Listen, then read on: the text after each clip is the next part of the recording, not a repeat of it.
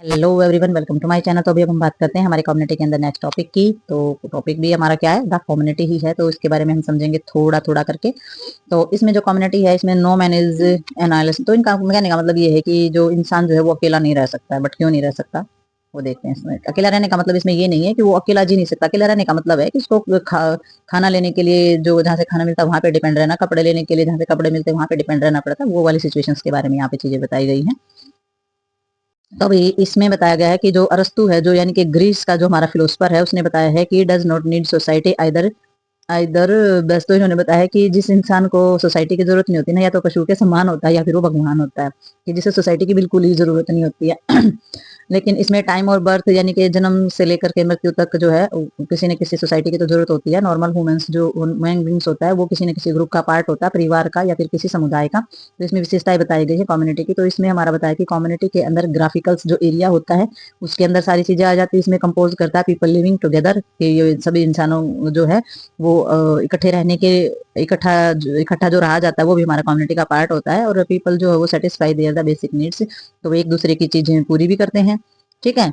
तो एक दूसरे की बेसिक नीड जो कंप्लीट करते हैं तो एक दूसरे को कोऑपरेट भी करते हैं इसमें कम्युनिटी के अंदर। तो कॉमन ऑर्गेनाइजेशन जो होती है, जैसे कि मार्केट है, स्कूल है, स्टोर है, बैंक है, हॉस्पिटल है, तो ये क्या करते हैं, एक दूसरे की जरूरतें पूरी करते हैं। एक इंसान जो है अगर वो बीमार हो जाएगा तो हॉस्पिटल में जाना पड़ेगा, अगर उसकी फैमिली है तो स्कूल में जाना पड़ेगा। ठीक है। तो मतलब कहने का ये है कि सोसाइटी में जो है वो एक दूसरे को कोऑपरेट करते हैं। ठीक है। तो इसमें कंटाजिनियस जो है जियोग्राफिकल्स के ऊपर ही हमारी चीजें चलती हैं। तो ये हमारी होती है कम्युनिटी। तो कम्युनिटी में एक दूसरे पर डिपेंड रहना अनिवार्य होता है, उसके बगैर काम नहीं चलता है। तो नेक्स्ट देखते हैं इसके अंदर हम। तो अभी स्ट्रक्चर्स ऑफ द सोसाइटी के अंदर हम देखेंगे कि जो हमारी सोसाइटी होती है नॉर्मल, वो उसका स्ट्रक्चर जो होता है वो किन तीन चीजों पर बेस्ड होता है। तो सबसे पहले तो सबको पता है कास्ट जो है वो इंडिया की सोसाइटी के अंदर जो है मोस्टली बेस्ड जो है वो कास्ट सिस्टम के ऊपर बेस्ड होता है। तो इसमें जो फर्दर सब डिवीजन तो सब कास्ट के ऊपर ही होता है, सब डिवीजन सब कास्ट में।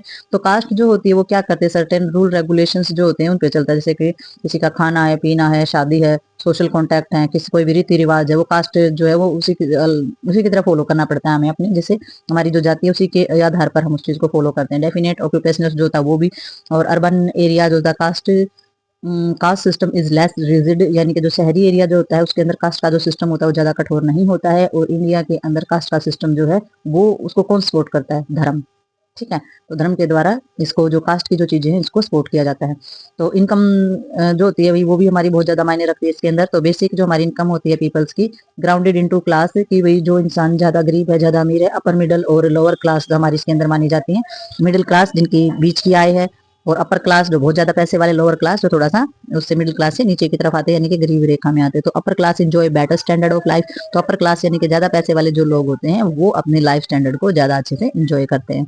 ठीक है। ऑक्यूपेशनल्स में क्या आ जाता है, ऑक्यूपेशनल्स हमारा होता है जो कि काम धंधा हमारा होता है। तो ऑक्यूपेशनल्स के आधार पर भी हमारी अडॉप्ट की जाती है, क्लासिफाइंग की जाती है हमारी इंडिया के अंदर। तो सेटिस्फैक्ट्री ऑक्यूपेशनल्स क्लास सिस्टम, तो इसमें कोई हमारी जो संतोषजनक कोई ऐसा रूल रेगुलेशन या सेटिस्फाई हो जाए इस तरीके का कोई सिस्टम नहीं बनाया गया है ऑक्यूपेशन। जिसका जो मर्जी करे वही वो काम कर लेता है।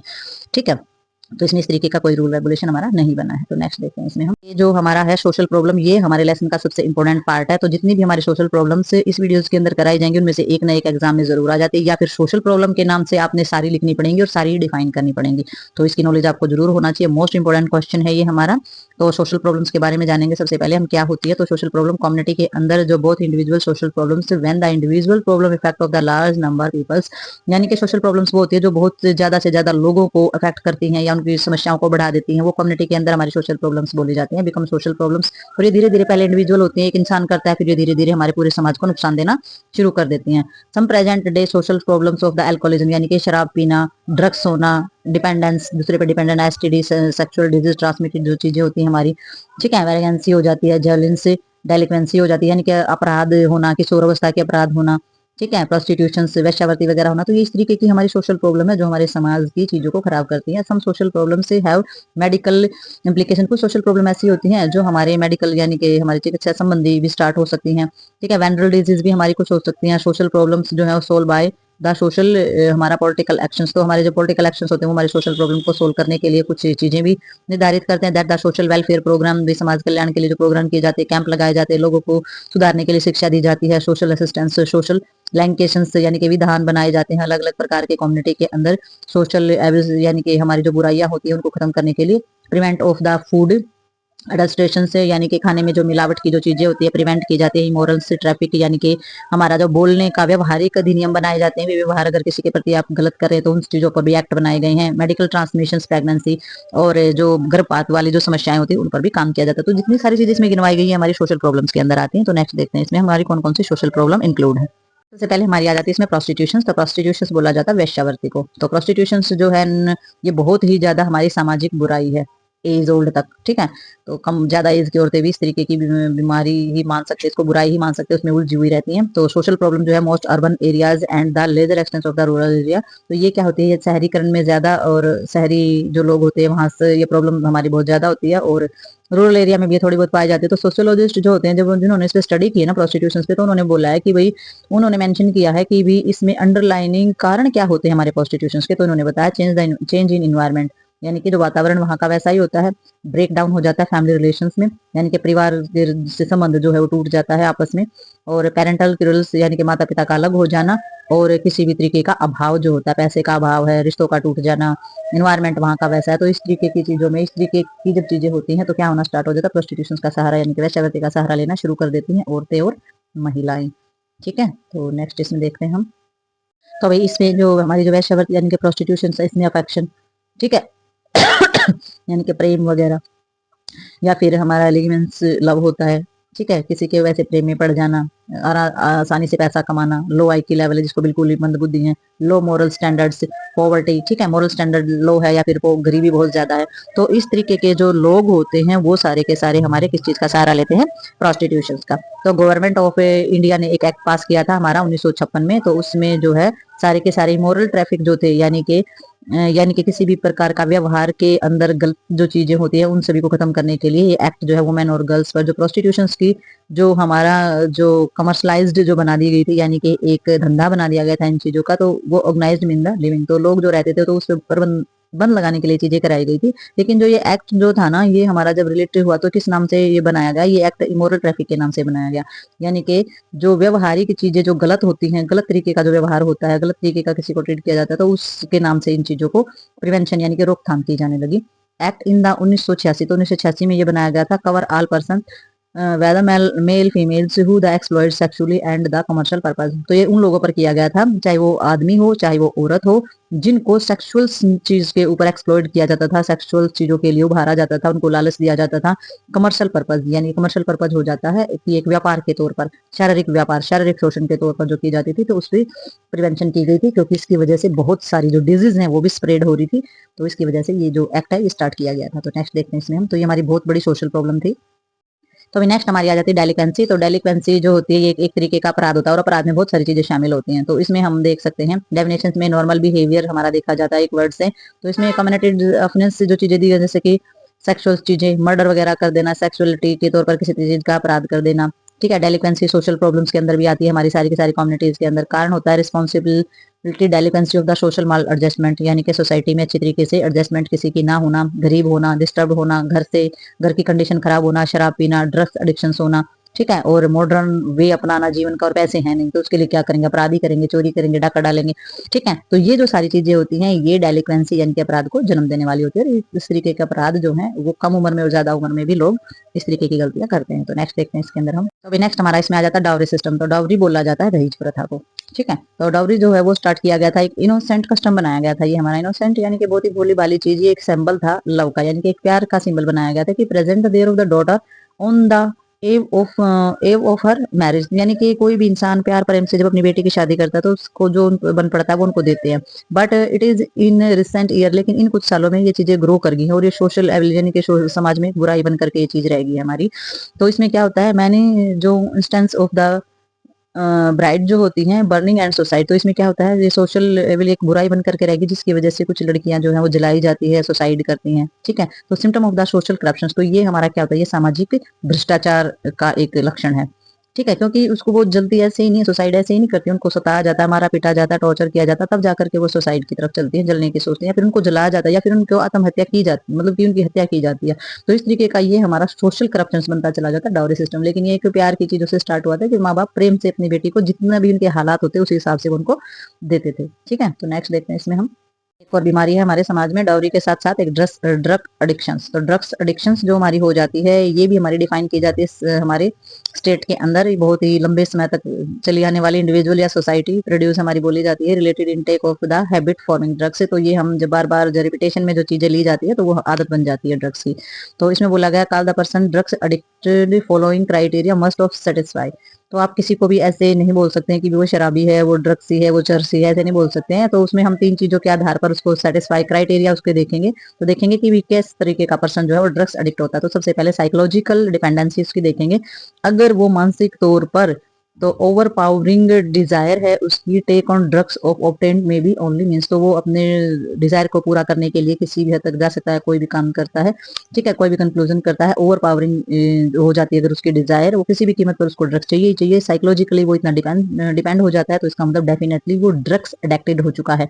नेक्स्ट इसमें आ जाता है फिजिकल डिपेंडेंस। तो फिजिकल डिपेंडेंस के अंदर जब ड्रग्स से withdraw the patient of show withdrawal symptoms such as the irritations और violent behaviour, nausea, diarrhoea and watering of the eyes and nose. तो इन्होंने बताया कि फिजिकली अगर आपने देखना है कि डिपेंड हो गया है पेशेंट, तो उसके अंदर पेशेंट के अंदर दिखाई देगा, उसमें कुछ सिम्टम दिखाई देंगे कि वो इरिटेट रहने लगा है, वो बात बात पर चिल्लाना, गुस्सा करना, उसको उल्टियां आनी, उसको दस्त लग जाना, या फिर उसकी आंखों से पानी आना और नाक से पानी आना स्टार्ट हो गया। तो इसका मतलब पेशेंट, वो जो इंसान है वो ड्रग्स का एडिक्टेड हो चुका है, उसे ड्रग्स नहीं मिलेगा तो इस तरीके के फिजिकल जो सिम्टम है, साइन सिम्टम है, वो दिखाई देना स्टार्ट हो जाएंगे।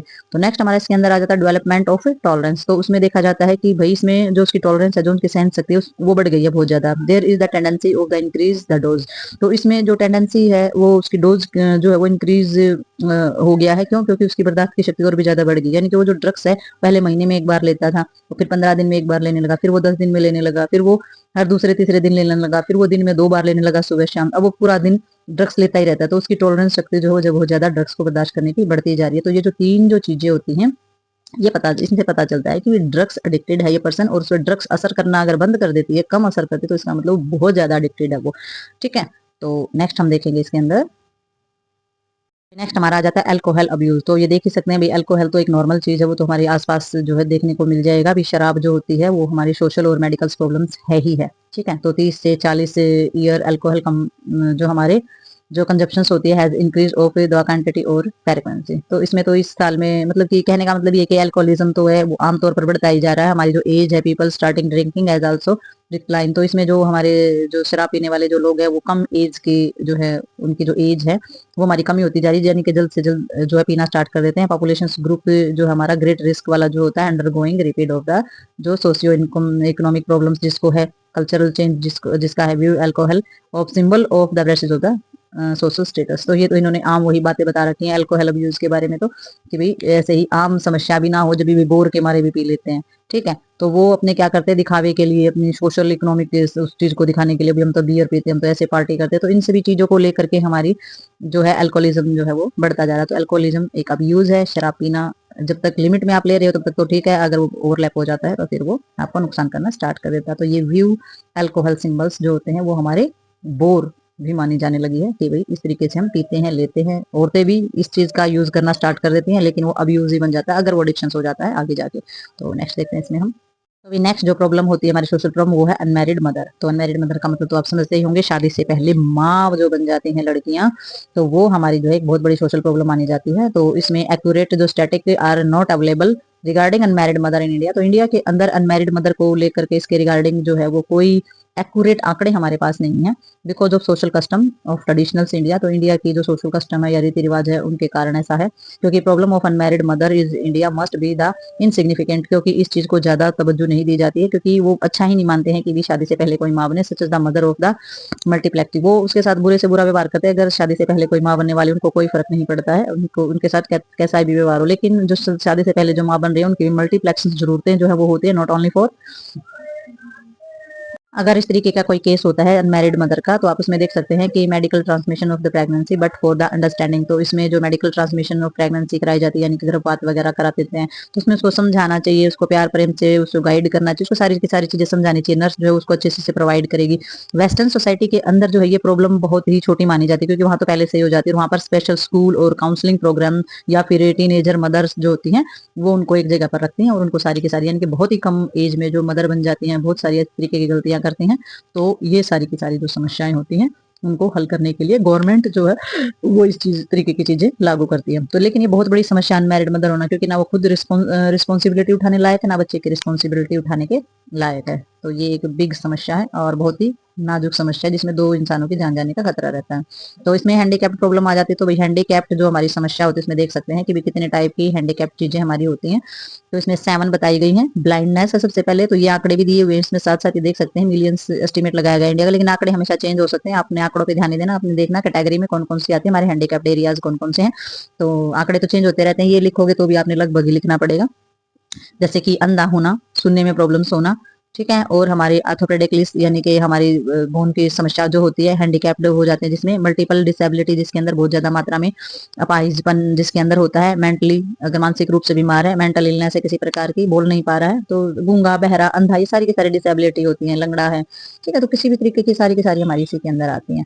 और इसमें जो फिगर ऑब्जर्व किया गया है, तो इसमें हमारा not static but ever growing of the civilisations country of the state look after of the handicap. तो ये हमारा क्या बताया गया, हैंडीकैप जो लोग होते हैं उनके लिए कुछ चीजें हमारी शुरू की गई, सिविलाइजेशन कंट्री के अंदर ये चीजें स्टार्ट की जाती है, जैसे कि रिहैबिलिटेशन सर्विसेज अवेलेबल कराई गई है हैंडीकैप्ड इन इंडिया, कि भाई उनको पूर्ण अवस्था स्थापित करने के लिए, उनको ठीक करने के लिए, सही जीवन देने के लिए चीजें अवेलेबल कराई गई है। सबसे पहले मेडिकल केयर फैसिलिटीज, फिर एजुकेशन से अंधों को, गूंगों को, बहरों को जो शिक्षा दी जाती है, ऑर्थोपेडिकली से हैंडीकैप जो होती है उनको पढ़ाया जाता है, वोकेशनल ट्रेनिंग दी जाती है सारी की सारी, जो प्लेसमेंट कराई जाती हैं, शेल्टर यानी कि घर वगैरह या वर्कशॉप वगैरह दिलाई जाती है, पेंशन वगैरह इनकी बंधवाई जाती है, स्कॉलरशिप इनको दी जाती है, और अलाउंस इनको दिए जाते हैं, और education of the training of the handicap, तो इनको एजुकेशन के साथ साथ ट्रेनिंग, जॉब, सारी सभी चीजों की सुविधाएं दी जाती हैं, और नॉर्मल लोगों से 5 या 10% जो है कोटा भी इनको दिया जाता है इस तरीके का। तो ये सारी की सारी गवर्नमेंट के द्वारा इनको छूट भी दी जाती है, इन पर सारी की सारी चीजों की रियायत भी करी जाती है, ठीक है। तो ये जो थी, ये हमारी सारी की सारी क्या थी, ये हमारी सारी की सारी थी सोशल प्रॉब्लम्स। तो सोशल प्रॉब्लम्स आपको पता होना चाहिए, हमारे समाज में चारों ओर, हमारी कम्युनिटी में चारों ओर किस किस तरीके की प्रॉब्लम्स है जो कि हमारे समाज के बनाए हुए नियमों को अस्त व्यस्त करने का काम करते, तो वो सारी की सारी हमारी सोशल प्रॉब्लम्स के अंदर आ जाती है। तो इनमें से कोई ना कोई सोशल प्रॉब्लम जो है वो एग्जाम के अंदर जरूर आ जाती है, 5 नंबर में भी और 15 नंबर में भी आ जाती है। तो आपने ये बहुत ही अच्छे से करना है, बहुत इंपॉर्टेंट पर्सन है क्वेश्चन है, ठीक है। तो ये हमारा टॉपिक जो है यहीं पर होता है खत्म। तो मिलते हैं नेक्स्ट टॉपिक में और नेक्स्ट वीडियो के साथ, तब तक के लिए बाय बाय।